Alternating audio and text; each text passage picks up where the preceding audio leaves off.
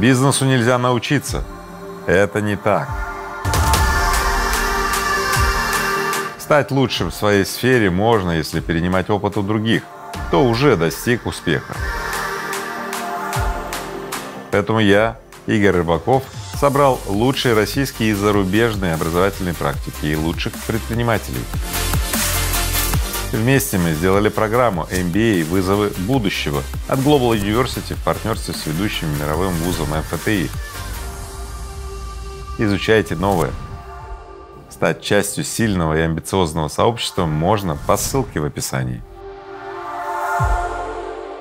Третья мировая война уже идет. Вам какой вариант? Плохой или очень плохой? Радикально будет еще хуже. Инфляция, нефть, газ, полезные ископаемые, огромные логистические нагрузки на все маршруты. Все одержимы какими-то своими интересами. Брат за брата, я не знаю, кто прав. Значит, понял, что в жизни главное, в этом-то вся и соль. На этой неделе все обсуждают ракетные удары Ирана по Израилю. Как вы считаете, это приведет еще к одному затяжному конфликту на Ближнем Востоке? Я считаю, что радикально будет еще хуже. Дело в том, что это не только пограничные перестрелки, нет. Это полноценная война. Сектор Газа, это Ливан, это Бейрут. Кстати, я был в Бейруте не так давно и вообще в Ливане. И побываю ли я еще раз в Ливане после всего этого? Поэтому что происходит? Это драма. Славянские народы борются друг с другом, да. Теперь арабский мир и израильтяне, да, противостояние. И все это складывает, ну вот прям предпосылки к большой-большой войне. Ее называют Третья мировая, говорит, она начнется. А что если я вам скажу, что Третья мировая война, ну, в общем-то, уже идет? Только не как Вторая мировая, да, фронт один напротив фронта другого, нет, а прокси. Трагедии таких столкновений заключаются вот в чем. Сперва одни наносят удар, потом другие отвечают ударом возмездия. И так разгорается огонь, который потом не может утухнуть. И вы видите, сколько вспыхивает вот этих вот очагов. Эти очаги сплачивают стороны, и вот теперь сплоченные стороны, как стенка на стенку. И когда таких анклавов становится больше двух, то обязательно возникает третий, а там и четвертый, и пятый, и эффект домино. Вы все знаете, что такое эффект домино, и мы находимся прямо в жерле вот этого торнадо, и это не может не отразиться на экономике. Поэтому к чему готовиться, как сохраниться и не стать вот этим, ну давайте так, жертвой в этой всей гигантской мясорубке Третьей мировой войне, вот чтоб все это ты смог узнать первым, воспользоваться, смотреть этот выпуск до конца. Это очень важно. Как повлияют события на Ближнем Востоке, как они усилят вот этот вот весь геополитический расклад, который сейчас все больше и больше обостряется, узнаешь первым, досмотрев этот выпуск до конца. Не все следят за ситуацией на Ближнем Востоке. Расскажите, что сейчас происходит между странами? Я очень слежу за событиями на Ближнем Востоке, потому что это мощный триггер на события не только в мире, но и на события в России. Поэтому сейчас все последовательно расскажу. Итак, 17-18 сентября в Ливане произошли многочисленные взрывы пейджеров, в которые была заранее заложена взрывчатка. Вы когда-нибудь видели о таких способах ведения войны, чтобы заранее какие-то электронные устройства, в них закладывалось 20 грамм взрывчатки, и по сигналу в определенное время они взрывались. 5000 человек получили различной степени тяжести увечий, несколько десятков человек погибли и так далее. Лидер Хизбаллы назвал это объявлением войны. Что интересно, буквально 23 сентября официально началась Третья ливанская кампания, и Израиль вошел в Южный Ливан. А 28 сентября Цахал заявил, что убил лидера Хизбаллы. Тогда произведена была огромная ракетная атака с самолетов-истребителей. Что интересно, буквально за несколько дней до вот этой ракетной атаки лидер, вот этот Хасан Насралло, подписал свое решение о необходимости перемирия с Израилем, отдал соответствующие приказы и так далее. Кто, почему, зачем убил лидера Хизбаллы, для чего? Для того, чтобы военная кампания продолжалась, остается пока неясным, но сами делайте выводы. А вечером 1 октября Иран нанес массовый ракетный удар по Израилю. Более 180 баллистических ракет атаковали. Перехват осуществлялся силами израильских военных, а также американских военных. Тем не менее известно, что за несколько часов до ракетной атаки Иран сообщил и американцам, и по разным каналам другим странам, что будет произведена атака, скорее всего для того, чтобы жертв военных или мирного населения было минимально. Скорее всего, это было мощное предупреждение Ирана о том, что разгорающееся вот это противостояние на Ближнем Востоке будет мощным, болезненным и так далее, но Иран сделал все возможности для того, чтобы гибели не случилось. Ведь если была бы гибель израильского населения, Израиль бы немедленно начал бы отвечать, и война уже бы разгорелась. Сейчас продолжаются обстрелы Ливана, сейчас продолжаются военные действия, которые ведет Израиль. Израиль ведет полномасштабную войну. Израиль все, что заявляет, делает. Нет у Израиля никаких красных линий, поэтому ситуация динамически развивается, и это очень сильно будоражит воображение многих. Понимаете, какого уровня конфликт разворачивается? Ну вот смотрите, Израиль пытается бороться сразу со многими так называемыми иноверцами, радикалами. Но вы же помните, чем все кончалось? Пакистан, Афганистан, Чечня. Вы же помните, всегда возникают очаги вновь и вновь. Поэтому вот эта вот борьба грозит быть бесконечной, когда нету радикальной победы.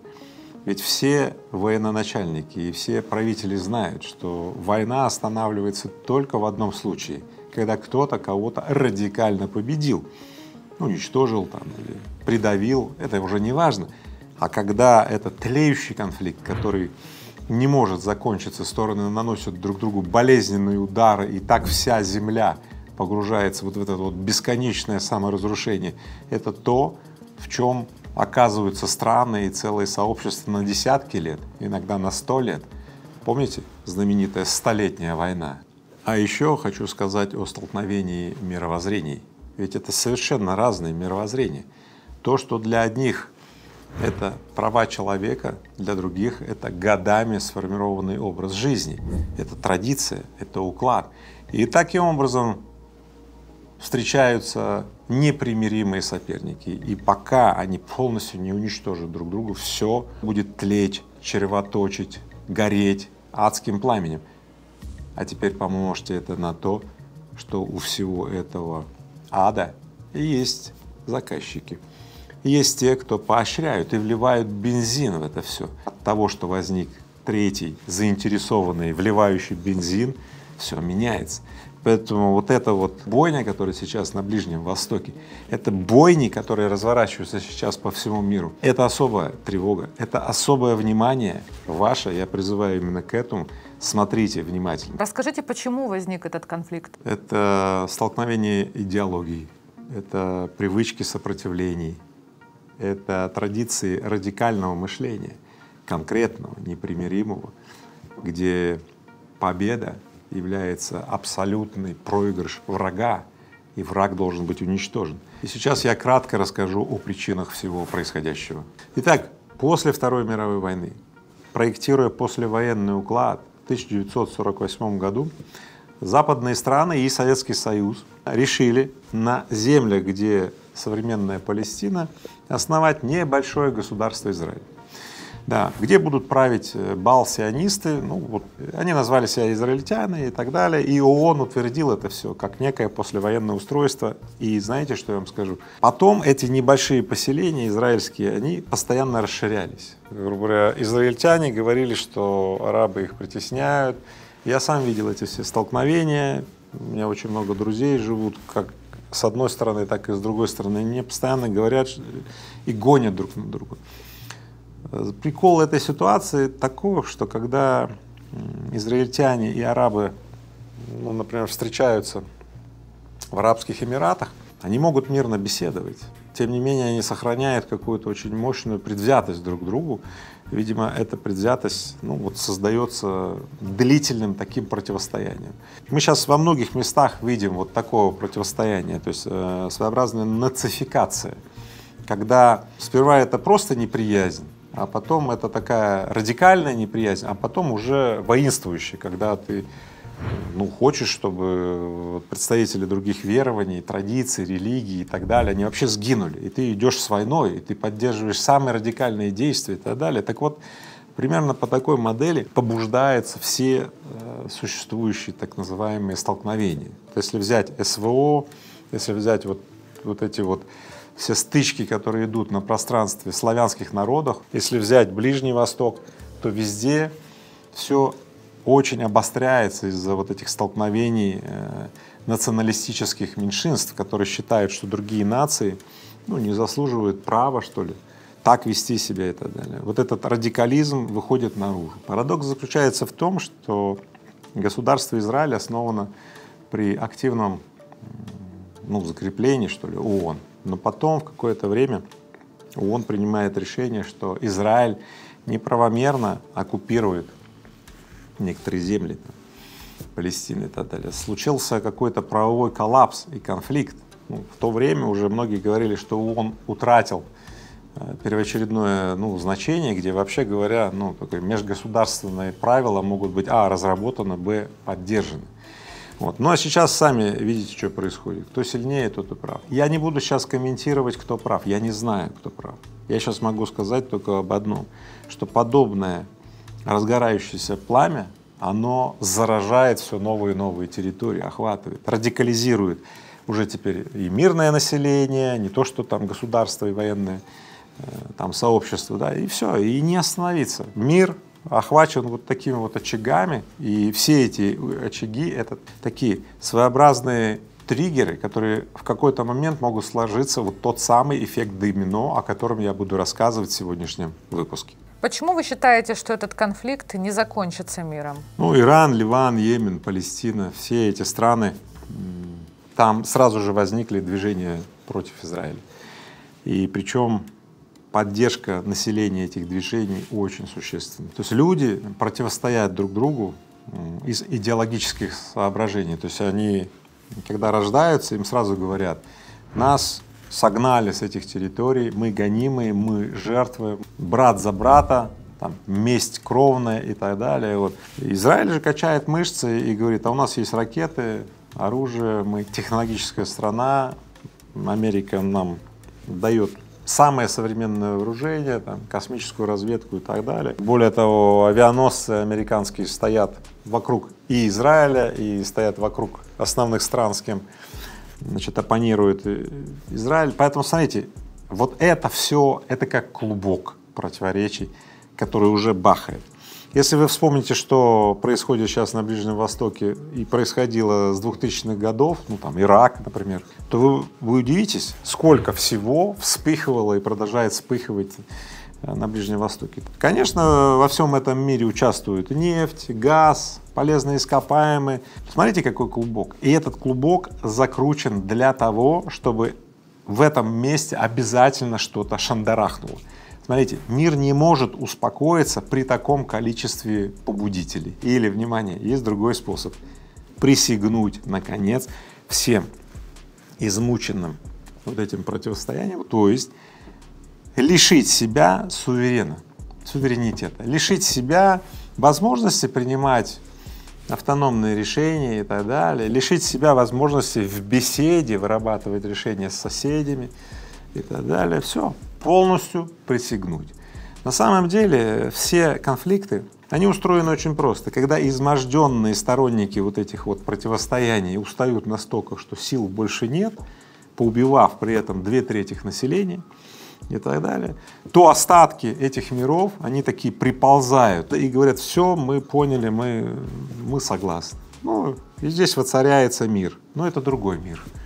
Это тот самый неоколониальный мир, где потерявшие суверенитет страны, они принимают предложенные им так называемые компромиссные решения, где их территория превращается, ну, где-то в сырьевой придаток, где-то там еще что-то, где-то там поля рисовые, да, где-то еще что-то, где-то там промышленные зоны и так далее.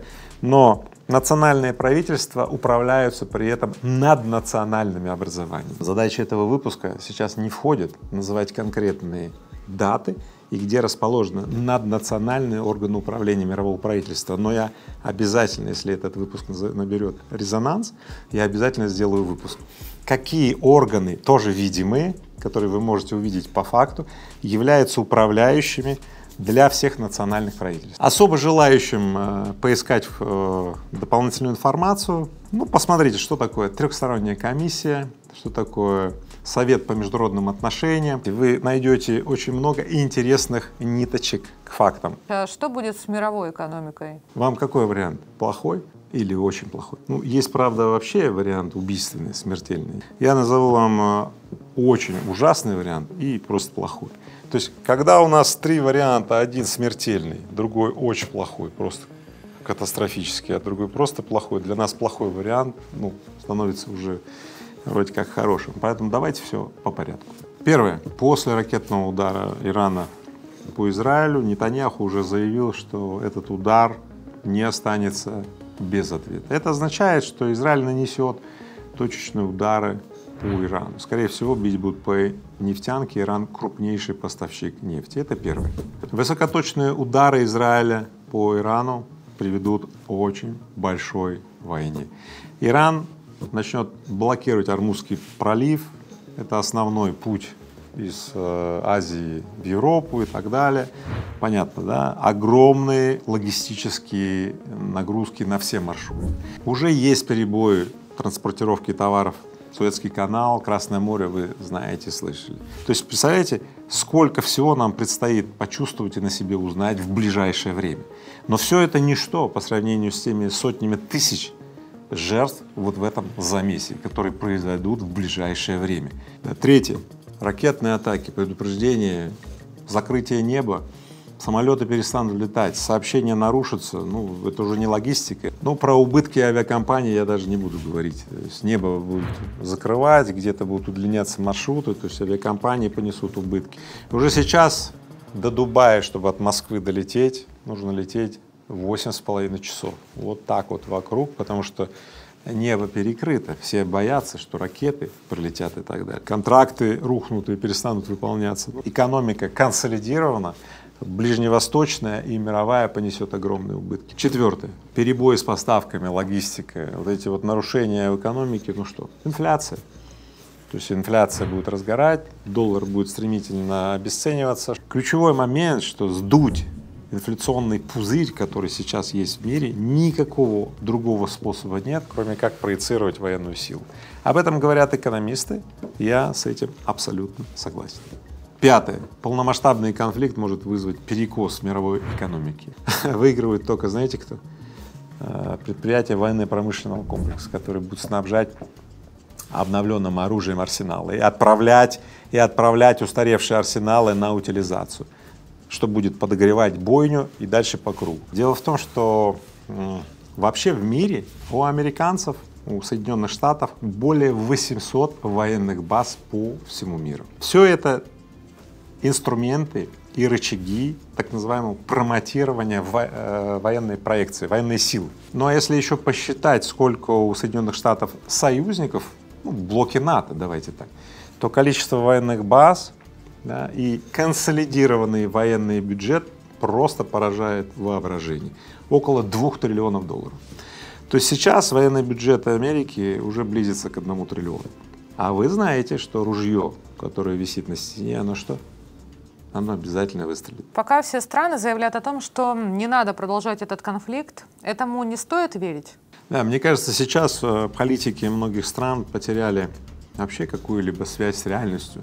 То есть все одержимы какими-то своими интересами. Кто-то карьерным ростом, кто-то поддержкой избирателей и так далее. То есть, и получается так, что гуманистов или людей, философов, мыслителей, которые могут вообще охватить, что вообще происходит, и что от того, как мы будем действовать, может вообще разрушиться такой хрупкий мир. Поэтому мне сложно говорить, что-то здесь комментировать, потому что я знаю, что такое коллапсирующая, например, большая, огромная компания. Я видел. И вот она впадает в коллапс, и возникают цепочки саморазрушений, и вот…